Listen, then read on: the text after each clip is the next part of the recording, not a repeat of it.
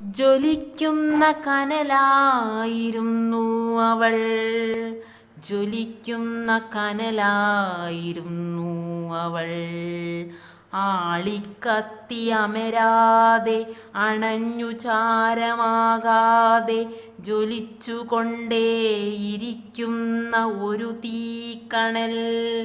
അടുക്കള ചുമരിലെ പുകമറയ്ക്കുള്ളിൽ നടുത്തളങ്ങളിലെ നിശബ്ദതയിൽ തീമേശയിലെ നിറഗന്ധം വിരിക്കുന്ന രുചിഭേദങ്ങളിൽ കരുതലിൻ്റെ സ്നേഹത്തിൻ്റെ അഗ്നിനാളമായി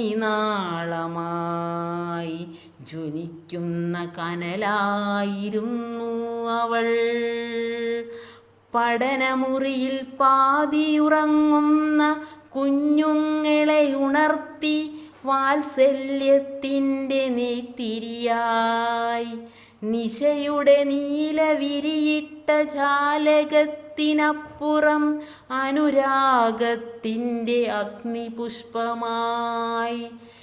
പക്ഷേ ചിലപ്പോഴൊക്കെ അവളാളിക്കത്താറുണ്ട് അവഗണനയുടെ പാതി വഴിയിൽ ഉപേക്ഷിതയാകുമ്പോൾ.